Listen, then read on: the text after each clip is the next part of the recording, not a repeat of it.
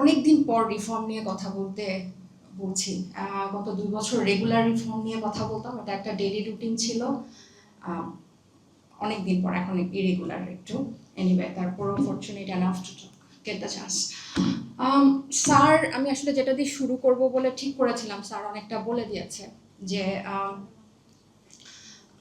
আমরা যদি police রিফর্মের challenge বলি, মানে আমরা যারা সাধারণ জনগণ তারাও চাই পুলিশ সংস্কার, পুলিশও চায় পুলিশ সংস্কার। বাধাকে মাঝখানে যে সে সরকার, এখানে আর কোনো মানে কোনো ইকুয়েশন নাই, এটা কোনো কঠিন জেব্রা না।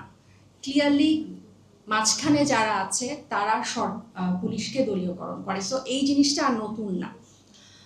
আমরা যখন এই পুলিশ রিফর্ম নিয়ে কথা বলছি, তখন আজকে প্রত্যেকটা পত্রিকার হেডলাইন ফ্রন্ট পেজে হচ্ছে সাবেক আইজিপির গ্রেফতারের ঘটনা।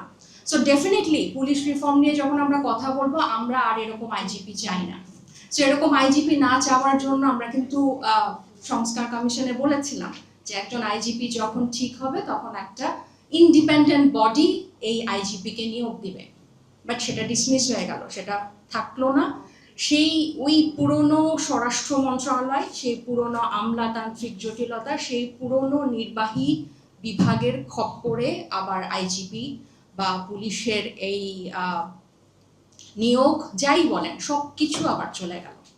এবং খুব ইন্টারেস্টিংলি আমি এটার এই রাউন্ড টেবিলের ইনভাইটেশন যখন পেয়েছি, আমি একটু স্টাডি করছিলাম এর পুরো আগের হিস্ট্রি কীরকম।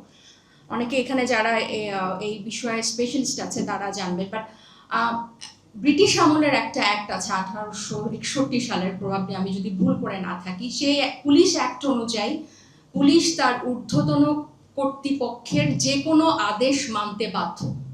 সে আদেশ বৈধ হোক অবৈধ হোক এরকম কোনো কিছু মেনশন সে আইনে নাই। সো তাকে যখন গুলি করতে বলা হবে, সে বাধ্য গুলি করার জন্য, সেটা বৈধ না অবৈধ কোনো কিছু নেই।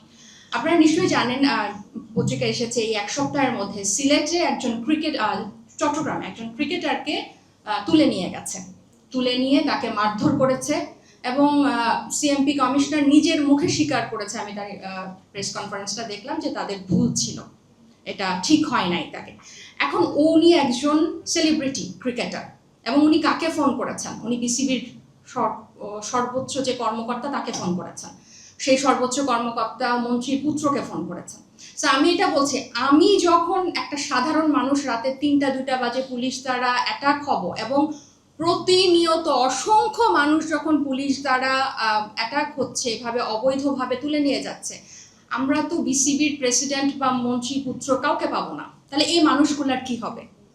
তাহলে এই উদাহরণটা দিয়ে একদম স্পষ্ট যে পুলিশের সেবা পেতে হলে আমাকে সরকারের আশেপাশে বা ক্ষমতার আশেপাশে থাকতে হবে। সো একদম রিফর্মের মূল জায়গাটা একদম বেসিক হচ্ছে এই জিনিসটাকে, পুলিশকে রাজনীতি থেকে দূরে রাখা, সরকার রাজনৈতিক দল যে গঠন করবে তার থেকে দূরে রাখা। এটা আমরা সাধারণ মানুষও চাই, পুলিশরা নিজেরাও চায়। প্রত্যেকটা পুলিশ, আমি এই গত 24-এর পর যতবার পুলিশ কমিশন নিয়ে কথা এসেছে, আমি অনেকের বক্তব্য দেখেছি যারা সাবেক পুলিশ কর্মকর্তা আছে, সবাই এটাকে স্বাধীন একটা পুলিশ কমিশন হোক এটা চেয়েছে, কিন্তু এটা গভর্নমেন্ট চায় নাই। আগের গভর্নমেন্টরাও চায় নাই, এখনের গভর্নমেন্টরা চায় না। একদম আগের মতো করে এই অধ্যাদেশ বাতিল হয়ে যেটা বারবার খসড়া পরিবর্তন হয়ে এখন যেটা আছে, সেটা একেবারেই ওই আগের মতোই। সো এই ধরনের সব বড় বড় আলোচনা আসলে ব্যর্থ যদি ওই একটা মেইন জায়গায় ঠিক না হয়।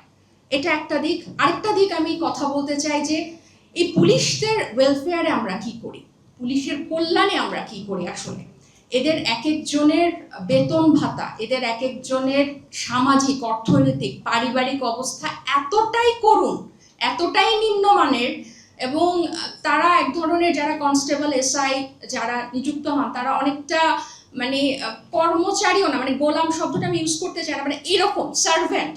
সো তাদের তো কোনো ধরনের কর্মঘণ্টা নাই, কোনো ধরনের বিশ্রাম নাই, সাপ্তাহিক ছুটি নাই। তো এই ধরনের একদম ক্লান্ত কিছু মানুষ থেকে আপনি কি সেবা আশা করেন? আমি কখনো পুলিশ রিফর্মে পুলিশের দিক থেকে ব্যাপারটা আমি চিন্তা করি না। তাদের নিশ্চয়ই জুলাই এরকম পাখির মতো গুলি করতে সব পুলিশের নিশ্চয়ই ভালো লাগে নাই, সব পুলিশ তাদের, আমরা কি তাদের সাইকোলজি কখনো চিন্তা করেছি যে তারা যেভাবে পাখির মতো গুলি করেছে একজনের নির্দেশে, যদি নির্দেশ না মানা হয় তাহলে তার চাকরি থাকবে না। আইনেই আছে, সেই পুলিশ অ্যাক্টেই আছে যে তোমাকে মানতে হবে ঊর্ধ্বতন কর্তৃপক্ষ যা বলে। তাহলে এই পুলিশ ওয়েলফেয়ার, ফিউচার পাথওয়েজের কথা যদি আমরা বলি, তাহলে পুলিশের কল্যাণে, পুলিশের বেতন ভাতা থেকে শুরু করে তাদের ওয়ার্কের যে স্ট্রাকচার আছে, সপ্তাহে কত ঘন্টা কাজ করবে, একটা শিফটে কত ঘন্টা কাজ করবে, সেটা যদি ঠিক করে দেওয়া হয় এবং তাদের চেইন অফ যে কমান্ড থাকে সেটা অ্যাকাউন্টেবিলিটি যদি নিশ্চিত হয়, যে ওসি এসআই কথা শুনলো না, তাকে সাথে সাথে তার পোস্টিং আরেক জায়গায় করে দিল, তাহলে একটা ফ্যামিলির যখন ওই পুলিশ কর্মকর্তার উপর পুরো ফ্যামিলি ডিপেন্ড করে এবং তার বেতন যদি এতটাই নিম্নমানের হয়, নগণ্য হয়, তুচ্ছ হয়, ঊর্ধ্বতন কর্মকর্তার উপর যদি তার চাকরি ডিপেন্ড করে, তাহলে সে তো দুর্নীতি করবেই, সে তো দুর্নীতি করেই তার পরিবারকে বাঁচায় রাখার চেষ্টা করবে এবং সে ওই বাঁচায় রাখার তাড়না থেকে মানুষের উপর অবৈধভাবে গুলি চালাতেও দুইবার ভাববে না। সো খুবই প্রিসাইসলি আমি যদি বলি, পুলিশের রিফর্মটা দুইটা জিনিসের উপরে ডিপেন্ড করে এবং সেটার সেন্টারে হচ্ছে গভর্নমেন্ট। সেটা যেই গভর্নমেন্টই, যারাই, যে রাজনৈতিক দলই সরকার গঠন করুক না কেন, যখনই ক্ষমতার বাইরে থাকে, খুব আশ্চর্যজনকভাবে যখন এই পুলিশ রিফর্ম নিয়ে যারা এখন সরকারের বাইরে আছে তারা কিন্তু এটাতে একমত হয়েছিল when they are out of the power, but when they get in the power the things got changed, যে আগের মতোই আবার সেটা এক্সিকিউটিভ পাওয়ারের আন্ডারে চলে গেছে। সো এক নাম্বার হচ্ছে যে এখানে যারা সরকারে থাকবে তাদের সদিচ্ছা থাকতে হবে পুলিশকে ইন্ডিপেন্ডেন্ট করে দেওয়ার জন্য, প্লাস তাদেরকে সদিচ্ছা থাকতে হবে পুলিশদের পুরো ওয়ার্ক এবং ওয়ার্ক লাইফ এবং ফ্যামিলি লাইফ, পুরো তাদের সোশ্যাল লাইফটাকে এতটা মজবুত করে দেওয়া যে তারা যাতে দুর্নীতি না করে এবং লাইনের বাইরে না যায়। Thank you so much.